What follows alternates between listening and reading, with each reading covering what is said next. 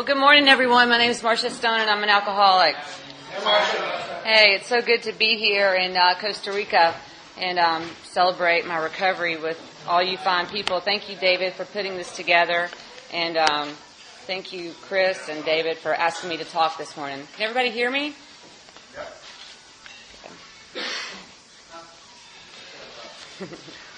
So anytime I'm asked to speak, I always try to get along with my Creator and ask God to speak through me and ask Him for willingness to be able to articulate a message of experience, strength, and hope. And a lot of times I'll go to our basic text, the big book of Alcoholics Anonymous, and see where I feel led to talk about. So I'd like to read just a chapter from the Family Afterward this morning on page 124. And on that page, our book tells us, Henry Ford once made a wise remark to the effect that experience is the thing of supreme value in life. That is true only if one is willing to turn the past to good account. We grow by our willingness to face and rectify errors and convert them into assets. The alcoholic's past thus becomes the principal asset of the family, and frequently it is almost the only one. And that certainly rings true for me. I was kind of joking around with David this morning when he was asking me if I was nervous about talking, and I said, well, yeah, it's a story of how does a girl like me end up in a place like this, and I'll tell you a little bit about that and then talk specifically more about sponsorship. My sobriety date is May 6, 2008. I was gratefully separated from alcohol and other issues on that day. It certainly wasn't the first time that I tried to quit drinking and using, but thankfully my spirit has been awakened, and it's my last, God willing. I grew up in a small town in South Georgia. I was an only child, and I had a large extended family. My parents divorced when I was 3 years old, and my mother remarried her divorce attorney, and he was not a nice man. He was an abusive man, and I used that for a really long time to excuse the way that I drank and to rationalize my behavior in lots of other ways. My whole family lives in that town. They still do, actually, except for myself and a couple of cousins that left. I'm having trouble with the kitchen area. That's okay. I'll try to talk a little louder. Should we move around? I think we're all having trouble. So you all want to move forward? Or you want to put down forward?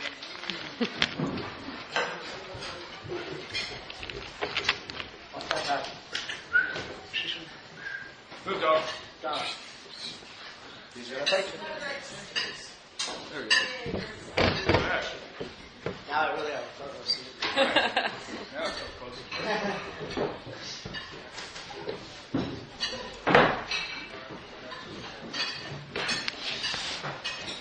Is that better? Yeah. Too loud? So, I don't know what you didn't hear, but I'll just kind of start where I was.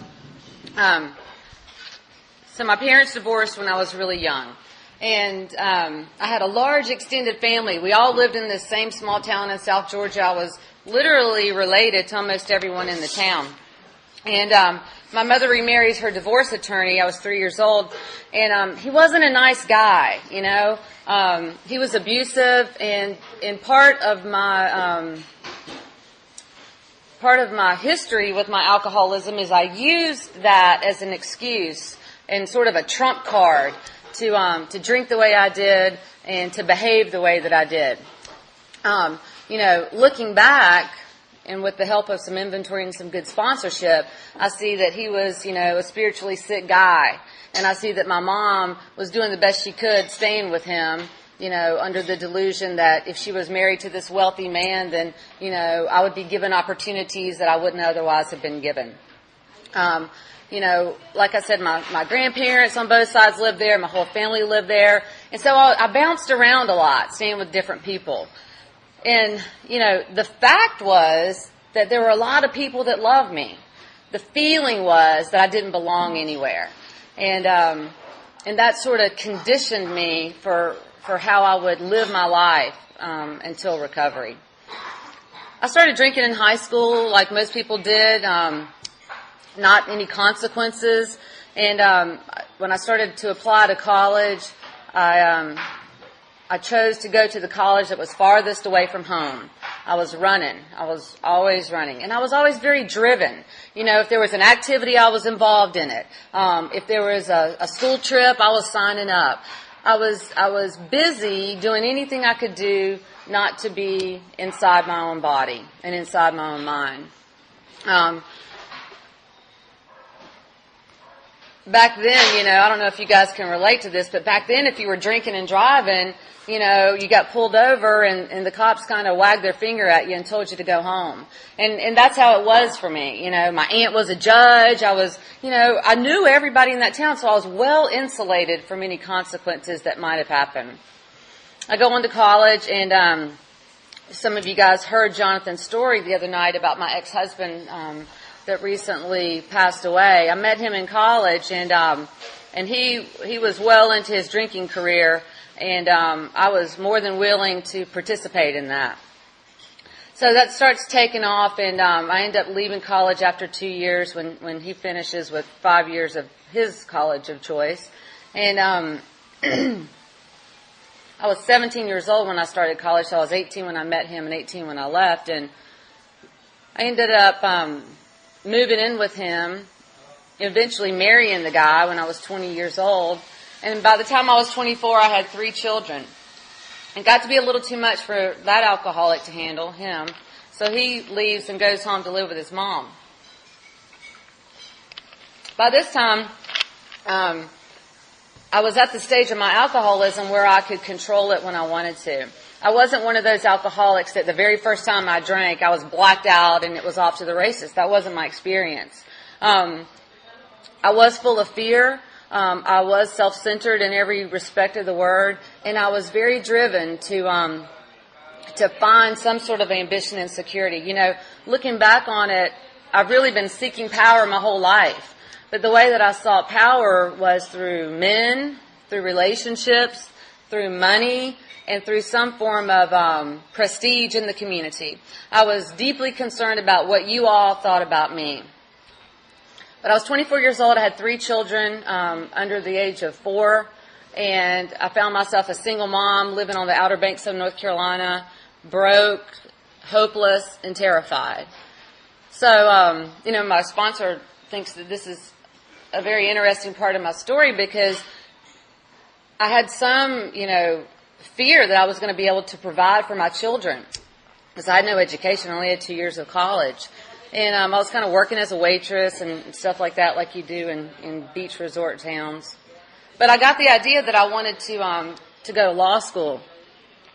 And I was joking with somebody the other day, single mom, 3 kids, living on food stamps and welfare. Was really sort of the poster child for pathetic. So I thought maybe I can get a scholarship, And I did. And so I started applying. I went back to college and went to law school with these 3 little babies. And my drinking really started to escalate at that point. I remember very clearly standing in my kitchen in Durham, North Carolina in 1999, because by that time I was drinking at least a couple of bottles of wine a night. And my son, who's now 20 years old, walked in, and he had on like a little shirt that wouldn't go down to his pants. And he had on pants that wouldn't go to the floor. And I remember feeling extremely guilty that my son didn't have clothes that fit him. But that alcoholic mind is so cunning. And immediately what it told me was that anyone with the stress I had, anyone with, all this school load and, financial stress and all these things, and this husband that was in and out of our lives, and anybody in my situation would drink like I drank, even if it meant, carving money out of a budget that wasn't there. And my whole core belief system was that if you had my life, you'd drink like I drank, and you'd use like I used, and you'd behave like I behaved. And I really held on to that delusion for a long time.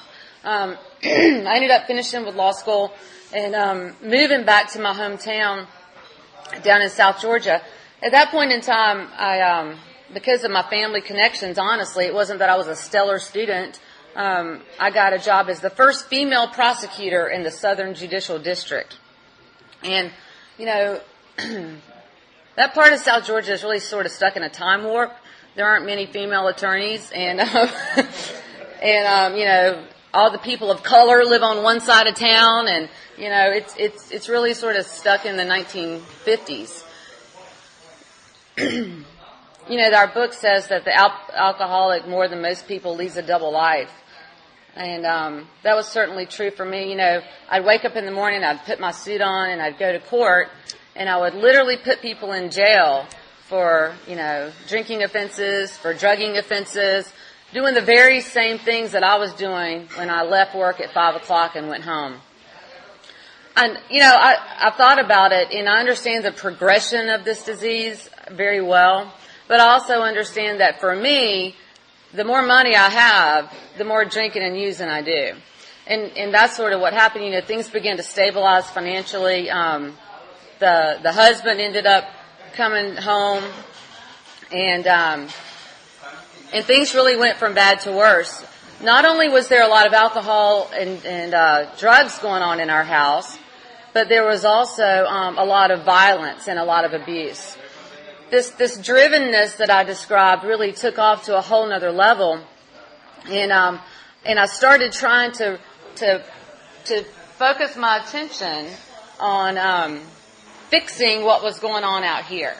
I had this delusion that I was going to be happy and satisfied if everything out here was lined up like it needed to be. So I started throwing my efforts into starting this battered women's shelter in South Georgia, this children's advocacy center for abused children. And again, this double life was just so prevalent in my story, because everything that I was fighting during the day was my experience in the evenings. When I look back on being the tornado in my family's life, I'm real clear that the people that suffered the most were my children. By this time they were in elementary school, and I wasn't present emotionally ever.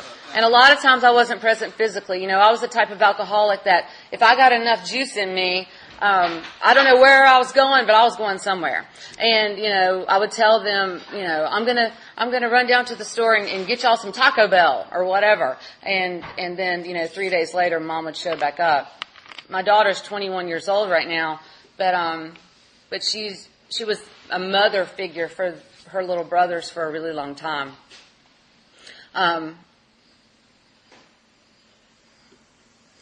Things went on like that for a little while, and then I ended up having a car accident, and my family intervened on me, and I was sent to treatment for the first time in 2002.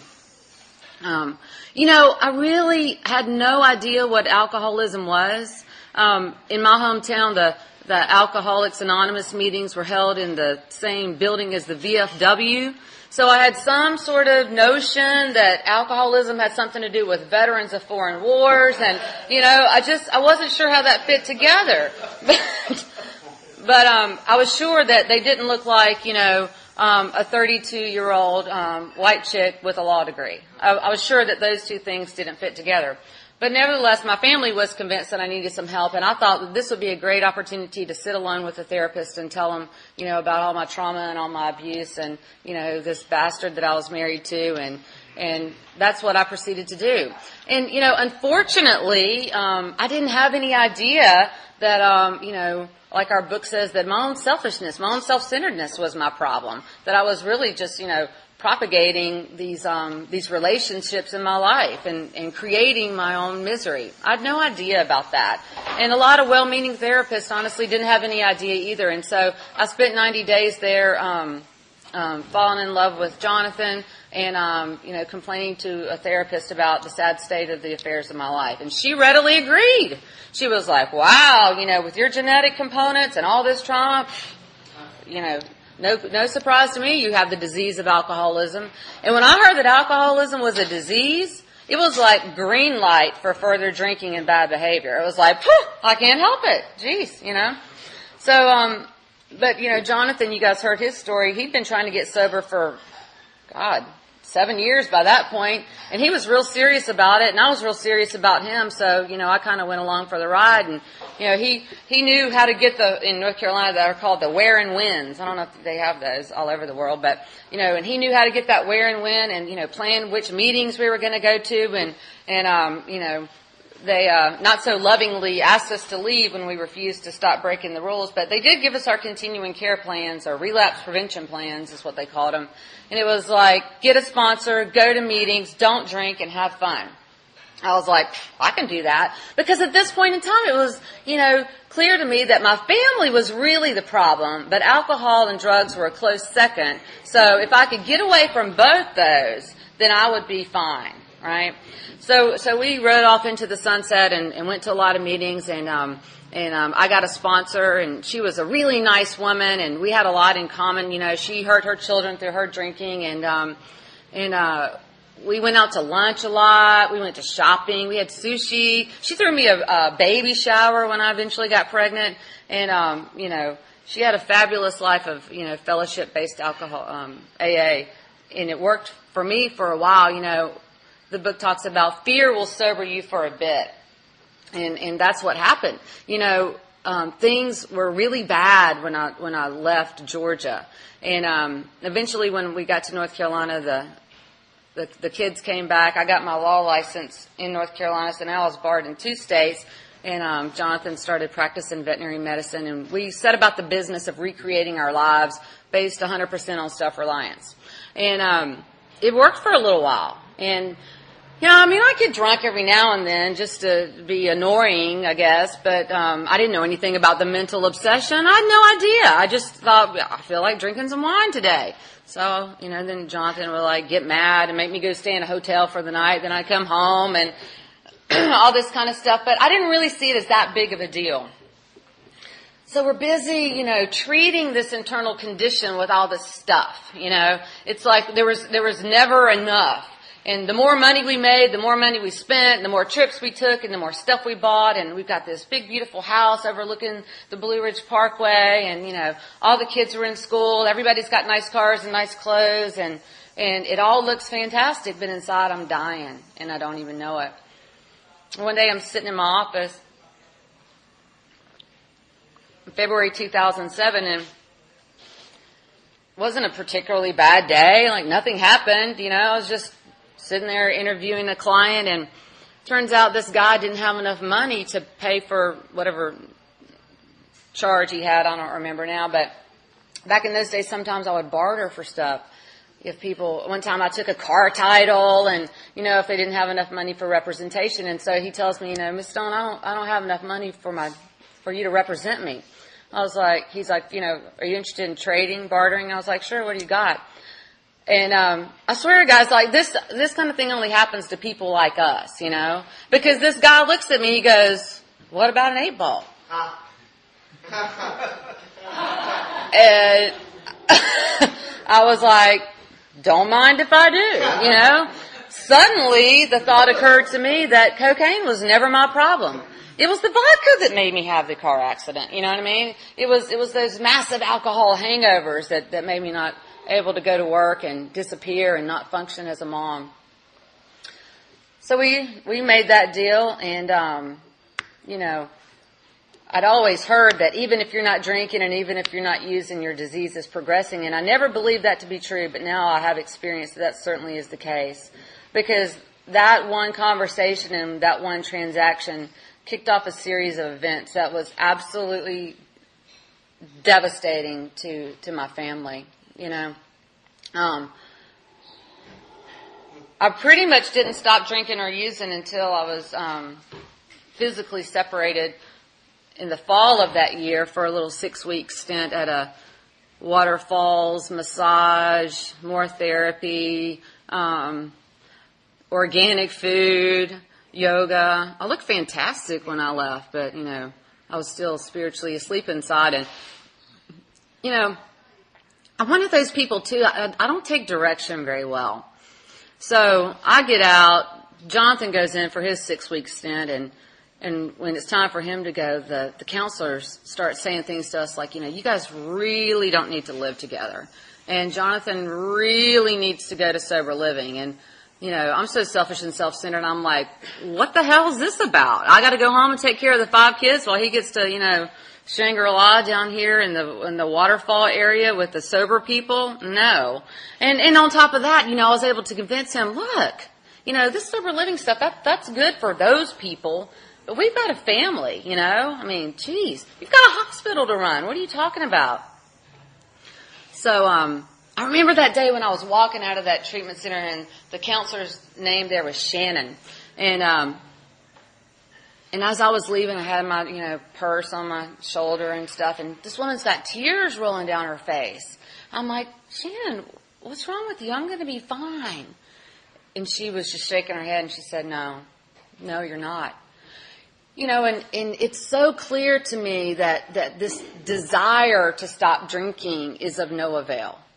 But I didn't know that at the time. I didn't know anything about the loss of power, choice, and control.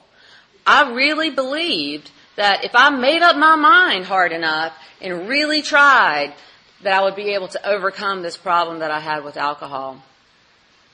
It's probably not hard for y'all to predict, but that certainly wasn't the case. Jonathan was home for like 2 days, and, we had this plan that we were only going to use on the weekends. And only when we could get the nanny to stay over for the weekend and get away to a hotel or whatever. It was like a Tuesday, and all of a sudden it had to happen that night. Things went from bad to worse really, really fast, and literally within a span of a few months, everything was gone. That was a really dark time for my family. I remember our son was 2 years old at that time, and I can remember him, coming up and knocking on the door, and Jonathan and I having arguments about who was going to have to get up and tend to him. And, I remember my children slipping notes under the door that said, Mom, are we going to have dinner tonight? And things like that. Alcoholism and addiction is sad and tragic. Certainly there's funny moments to it, but the ripple effect and the severity of the harm that I caused is something that I can't even conceive of until well past the time that it's over. My children by that time were in high school, and they'd been bounced around from school to school to school, and so, they knew the signs of when Mom was spinning out, and they saw this happening. So they ended up calling my mom, and she came up to North Carolina to get them. And, I remember the first time when an honest sponsor said to me, Marsha, on your own power, you are an unfit mother. And that's the very thing that's the most objectionable to me. I remember when I had those children, there was nothing in the world I wanted to do more than love them and protect them and be everything that I saw my parents not do so well at. And when I think about the power of this disease of alcoholism, I can't help but think about that's the only thing that ever separated, my intentions of motherhood with my actions of motherhood. So the truth is, on my own power, I am an unfit mother.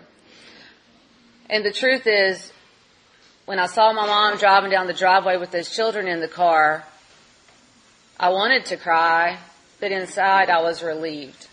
I was relieved that I didn't have to look at their faces anymore and feel that guilt and that shame. And I was relieved that I could really get down to business and drink like I wanted to. And it took me years to be able to identify that truth and be able to be honest about that. But that is the truth of an alcoholic. Anything that stands in the way between me and what I need to fix this thing inside of me eventually leaves my life. whether it's a husband, whether it's a job, whether it's a career, whether it's children. If it's standing in the way of Marsha and that bottle, it's leaving eventually. I never saw running out of money as the end of my drinking and using, but that certainly was the case. Fast. And I lived in Asheville, North Carolina, and what ended up happening was I got a call from a judge's secretary who told me that the chief district court judge wanted to talk to me about a case, and I believed her, and so I, put on a dress that by this time was hanging on me. I probably weighed about 95 pounds, and actually made it to the courthouse that day. I had to get a ride, but I made it to the courthouse, and I walked in, and here's the judges, and here's these two guys that work for the PALS. North Carolina Bar Association has a thing called PALS, Professional Assistant Lawyer Services, I think is what the acronym stands for. But anyway, it's pretty clear to me when I walked in there that we weren't here to talk about a case. God knows I couldn't have talked about it anyway. I had no idea what was going on in my business by that point. So there's like a bottle of water and a thing of Kleenexes, and I knew that this wasn't going to end well. So I'm so sick at this point, though. I'm just, I'm sitting there listening to them, and they're, pleading with me and telling me, Marsha, you are dying right in front of us. We've known you for years. You never show up unprepared for your cases. You don't, call in sick all the time. You've lost 20 pounds. Your children are gone. We're afraid we're going to read your obituary in the newspaper. And, talk about minimization. I mean, really, my first thought was, these guys are really overreacting to a small problem. And why are they trying to get in my business? I was really angry. And my thought is, who called them? Who told them to do this? Right? Like it wasn't really obvious. And I remember I was texting Jonathan like, this is not about a case. This is an intervention. Get up here and get me. And it took him like 45 minutes to get there. I don't know what he was doing, but I can imagine. Anyway. So as of that day, I never went back to work. And Jonathan and I were near the end, as they say. I ended up sort of getting kidnapped by these two paralegals that used to work for me, and this Suburban with the tinted windows, and I was like at a gas station, and they'd been hunting me, looking for me. I had no idea. I was in there, ordering a sub or whatever, and I come out of the bathroom, and these two women are like, Marsha, do you need a ride? Because by this time I have no car, I have no cell phone, I have nothing, and they throw me in the back of this Suburban, and all of a sudden, click, the doors lock, and I look over, there's this strange man sitting beside me, and I'm just sitting there like, oh, my goose is cooked now. They drive me down to Atlanta, and what had ended up happening, I pieced this all together later, was that the Bar Association paid for me to go to treatment. I didn't have any money. And I went down there, and I was just so drunk all the time. I didn't really even know what was going on, but I remember waking up in that detox in the suburbs of Atlanta, Georgia, almost literally beating my head on the metal of the bed, like, how did I end up here again? What is wrong with me? I'm not a stupid girl. I'm not a mean girl. Why do I keep doing this time after time after time when I know what the consequences are going to be? Only later did I find out, that the big book's so clear about that I'm unable to recall with sufficient force the memory of the suffering and humiliation of even a week or a month ago, no matter how bad it is, no matter how much my children cried, no matter how much, I feel that shame and that regret and that remorse. That's just what I do. That's just what I do.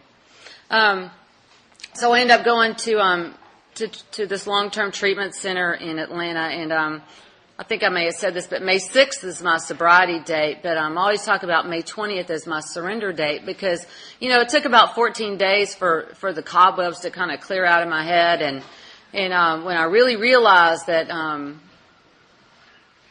that this was going to be a long venture, in it was very depressing to me. And the reason it was depressing to me was because, I didn't know much about the big book at that point in time, but I've been to enough meetings that I've heard that term, constitutionally incapable. And I didn't hear the last part of it, which is of being honest with myself. But what I heard was constitutionally incapable, and I convinced myself that I was constitutionally incapable of sobriety based on the fact that I kept going to treatment, and I'd been to 1,000 meetings, and I had a sponsor, and I did what you people told me to do, but I kept getting loaded. And so I went next door, and I told my roommate Shannon, or my housemate Shannon, that, I had this realization that I was constitutionally incapable, and I was never going to be able to get sober. And so what I thought I would do just to help everyone else out in my life, so I wouldn't continue to disappoint them, was I was going to call my mom, sign my children over to her. I was going to call the bar associations and surrender my licenses. And I was going to call Jonathan and go ahead and give him a divorce or whatever. And I was going to leave there on the streets of Atlanta and do what I do until I die. Because I didn't see that there was any real solution or any real hope in all this game. I'd been playing this game for 6 years. And Shannon said, Marsha, have you prayed about that? And I looked at her like, that is the stupidest thing I've ever heard in my life. What do you mean if I prayed about that? What is there to pray about? This is logic. This is common sense, right? She's like, well, it's late. It's dark out. So why don't you just kind of sit on this till tomorrow? And that kind of made sense to me. So, I went in my room and I was just, Bill talks about quicksand stretching out all around him. And I went in my room and I remember there was this nasty mustard yellow shag carpet. And I just hit my knees and I was just sobbing in a way that I'd never cried before. And I just cried out, God, I don't know what to do. I've done what everyone's told me to do, which wasn't true, by the way, but was what I thought. And if I need help, I need help. I need something to happen. And I was face down on the carpet like this, and I kind of turned my head to the side, and these two women that had kidnapped me, I'd called them up and, in a rather demanding way said, well, you've sent me here, so could you please just do me the favor of going to my house and getting my pajamas and my big book? Because I did have a big book. And they said, sure, but they didn't know what the big book was, so they sent this book on relapse prevention by Terrence Gorski. So when I looked over to the side, I saw this book that had never been cracked, and something inside me just said, open that book. And so I went over and I opened the book. And when I looked at it, I just turned to a page and I looked at it and it said, if you have decided you are constitutionally incapable of recovery, that is a lie of your disease. If you find yourself in a treatment setting, roll up your sleeves and do the work. And I'm telling y'all, chills ran all over my body, and I just started weeping because, I never had a problem believing in God, but I just thought God was super busy. And, there was like famines and global warming and, children starving in Africa. And I felt like God gave me a brain to use, and I needed to use my brain on this alcoholic problem. But for the very first time in my life, it felt like that this God that my grandmother talked about and all my aunts and uncles talked about might have some personal interest in me and in my recovery. And it was a very profound, moving moment for me. So I decided that I would take that as a sign and do what it said, roll up my sleeves and do the work. So, the next day, the way that the treatment centers are set up there, you live in a place, then there's like a center that you walk to.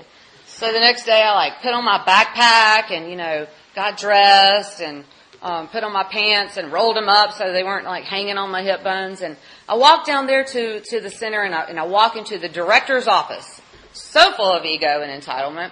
Her name was Kendall. And I told her what happened last night. And I said, so here's the deal, Kendall. I'm still going to negotiate, right? I'm going to do everything you tell me to do. I'm going to stay till you tell me to leave, until you say I'm well. And I'm going to do whatever aftercare plan you tell me to do. And if it doesn't work, then I'm going to leave here and I'm going to move to Tortola and I'm going to drink and use until I die. She literally stuck her hand out and shook my hand and she said, that's a deal. So for me, like looking back, I mean, this was a clinical place. They did kind of a cursory nod at the 12 steps, and they encouraged spirituality, but I didn't know that effectively I had worked the first 3 steps that night, That was the moment that I surrendered and conceded to my innermost self that something was wrong with me that I couldn't manage, that I couldn't take care of with my own thinking. And I worked my butt off there, guys. I mean, I was early for every group. I mean, if they would have told me to wear a pink birthday hat and a, polka dot bikini to the groups, I would have done it. Because I so badly wanted something to change. I was so tired of this, same old of, sober here, detox there, in trouble here, trying to get out of a scrape there. And more importantly, I was just tired of feeling that incredible shame that comes with end-stage alcoholism. So I stayed there for 7 months, and, my kids were so done with me. I've got letters and emails that were just absolute gut punches.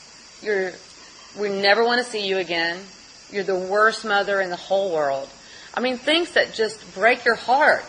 But looking at it from their perspective, they had every right to feel that way and to be 100% doubtful that anything would ever change.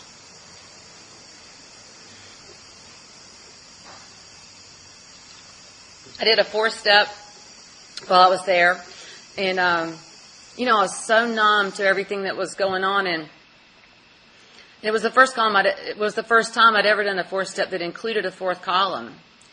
And I remember sitting across from that woman and telling her everything, and she's got tears rolling down her face, and I'm just sitting there with my paper in front of me looking at her because I can't feel anything yet that's going on. I did my 6th and 7th step, and, I didn't know about the hour that I know about now. But I knew about these defects of character because she told me about them. And I think God is such a gracious God, because even though I didn't know how to work the steps like I know how to work the steps now, I believe that God honors our willingness and honors our surrender. And I made that 8-step list, and I didn't know you were supposed to ask your sponsor before you went out to make your amends. And I just was trailblazing, I was like freaking Dr. Bob almost, I was calling everybody, and when I got to go home for they call it TL, therapeutic leave, I made amends to my mom and all my kids, and, I'm sure I completely screwed it all up. But I somehow knew that if I didn't take this action that nothing was ever going to change, because that's what these people were telling me. I'm really glad now that I did it that way, because my mom ended up dying before I got to see her again. And I'm grateful, that she got to see me sober.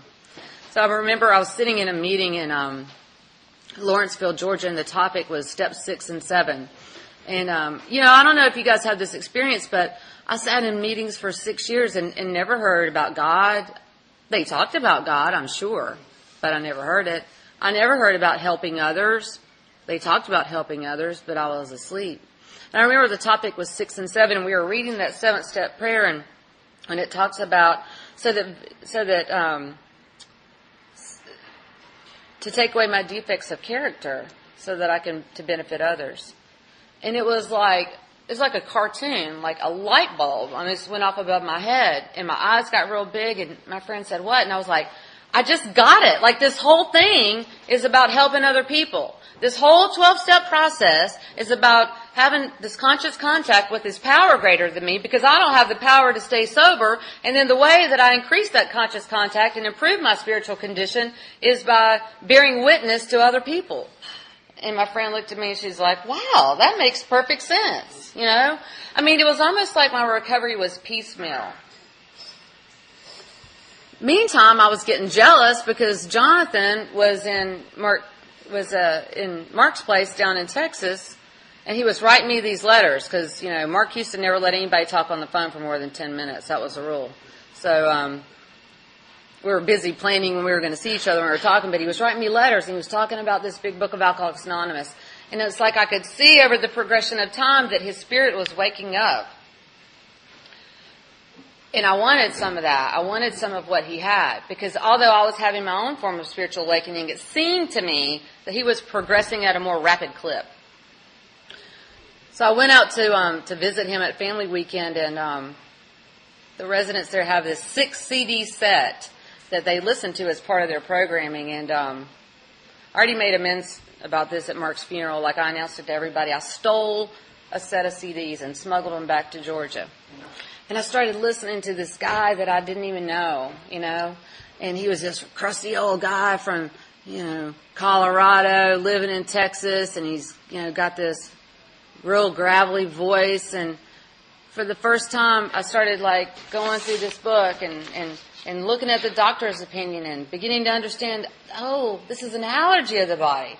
Oh, that's why I keep putting stuff back in, because I have this obsession that I can't control. Okay. Now I see why I felt like that when I was such a little kid, that it was a feeling of not belonging, and it didn't line up with what everyone else was experiencing in that moment.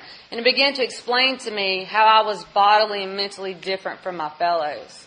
And my spirit, for the first time, connected with this message, and I got on fire. I actually got in trouble for passing those CDs around, and now there's a little hotbed of enthusiasm in Atlanta. These girls that I was in treatment with started this big book meeting there, which is pretty amazing. The ripple effect of a message of depth and weight. But ended up moving to Texas, and one of the things that my oldest son said when I made amends to him, when I asked the question, what can I do to make this right? He looked dead at me and he said, "Don't leave us, and don't get back with Jonathan." And I couldn't pull that off, because I prayerfully and with much counsel from Kendall and the other women at the treatment center decided that was where I was being moved to go. The son didn't talk to me for a year. I lost my children for a year. And when I say lose them, I don't mean just physically. I mean in every way. When I got to Texas, I took my rehab job. I was folding towels at this place called Massage Envy, and making reservations for people to come in and get massages. And I was just so incredibly grateful. I hooked up with a big book sponsor out there, KDP. Lots of y'all know her, and she started sending me into service, and I got my first service commitment. And I remember when I left that treatment center that first Saturday morning of, sitting down with them and talking about steps 1, 2, and 3, I'd never felt more on fire. I never felt more like I was floating on a cloud. And I began to understand what people are talking about by creating this fellowship you crave, and having your spirit fed by being able to help other people. And that went on for a while, and eventually the children did come back, and things began to get a lot better. I work with a lot of women now, both at work. Scott was talking about, I'm one of those lucky people, my life is recovery, and recovery is my life. I work with a lot of people with my job, and I also work with a lot of sponsees. And when I was thinking about this topic, I was thinking about in Dr. Bob's Nightmare when the part in his story where Bill comes to see him, and he has the experience, and he says, that Bill didn't say anything different to him than he'd heard before for the most part, and I'm paraphrasing now. But this guy seemed to know all about the drinking game. And I think that's the most important part, and I think that's the magic of Alcoholics Anonymous, and the magic of recovery, and the magic of my life is that I can sit across the table from a woman and relate in a way that, were it not for my experiences in my life and with my drinking and with my recovery, that I never would be able to. I got a text message from Mark Houston in 2009, and he told me he wanted to start a women's recovery center out in Texas, and asked me if I'd come out there and work for him, and I did. And it's the highlight of my life, If you had told me a few years ago that that my alcoholism and my addiction would be the greatest asset that I owned, I probably would have, encouraged you to have a double instead of instead of just a single shot, because I couldn't have imagined it. But, the book tells us that when we look back, we see that our lives in God's hands were better than anything we could have planned. And that's certainly my experience. I was working with a particular sponsee. I went to this meeting, I'll tell you a little story, in Georgetown, Texas. And, you go to meetings, you see the same faces, and all of a sudden there's this woman that I don't recognize. And, my antennas start to go up, and I start to get excited. And, then she, they say, raise your hand if it's your first time at this meeting. And she raises her hand, and she says, I'll call her Cindy. She says, yeah, I'm Cindy. I just moved here from Louisiana, and I'm 21 days sober. I just got out of rehab in Louisiana, and I was supposed to stay for 28 days, but I was doing so well that they let me go at 21. And I thought, wow, really? And this was a Cocaine Anonymous meeting, so really? And I went over and talked to her after the meeting. And, the book gives us specific instructions in working with others, and it says, see your man alone if possible. And then it goes on to talk about, tell a little bit about your drinking history. So, pulled her off in the parking lot and start kind of talking to her, and, her eyes light up. She's like, oh, you drink like I drank, and, you use like I use. So I was like, oh yeah. Do you have a sponsor? I asked her. She says no, and I said, well, now you do. At least, now you do. Let's get through these steps. And then she goes on to tell me, she's like, I've never been to AA or CA. I don't know anything about the big book. And it was like a ticker tape parade in my mind, like so excited, because most of the people I get to work with are like chronic relapsers, and I'm like, fresh meat. I was so happy. So we go and sit down in my couch the following Saturday. Jonathan and I have a couch in our bedroom that's specifically for meeting with sponsees. And I was sitting down with her, and, she was identifying, the allergy. She was identifying the obsession, but then she tells me straight up, she's like, you know what? I've got a master's degree and I'm an atheist. And she says, and I read in another book that you can be an atheist and get sober. And I said, well, maybe you can, but I don't know how to pull that off. So, let's dive back into this first step. Let's really look at the fact that lack of power is your dilemma. So I began to talk to her about, how intellectually understanding what is wrong with you in no way translates to the type of internal surrender that you're going to need to be able to set aside those ideas about your mind and your self-reliance being able to overcome whatever is in your path with sobriety. And after a meeting, we talked for about 3 hours, and finally just came to the point that she understood the hopelessness of her condition. And I think that that's the most important thing in this whole game. I understood for a long time that bad things happened when I drank, but I didn't understand the hopelessness of my condition. Sometimes I say, if I could line all you women up at the med line and, inject you with surrender, I would do that. But the truth is that until I've got a pretty good resume of, wanting to stop but being unable to, and believing I was going to have a couple and, coming home the following Tuesday. Unless I've got some experience with that, I'm not going to be able to fathom the real hopelessness of this condition that I have.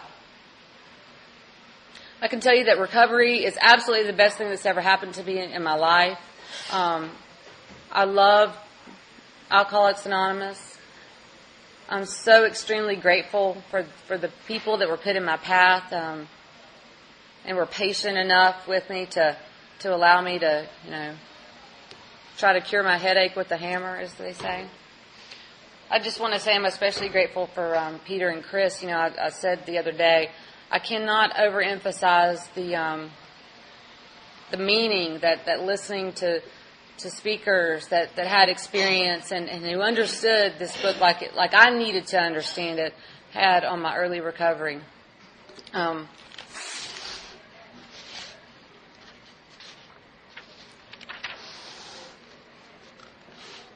I want to read one more thing and then I'm going to close. Here was the terrible dilemma which our friend found himself when he had the extraordinary experience, which, as we have already told you, made him a free man. We, in our turn, sought the same escape with all the desperation of drowning men. What seemed at first a flimsy reed has proved to be the loving and powerful hand of God. A new life has been given us, or if you prefer, a design for living that really works. Thanks for letting me share, guys.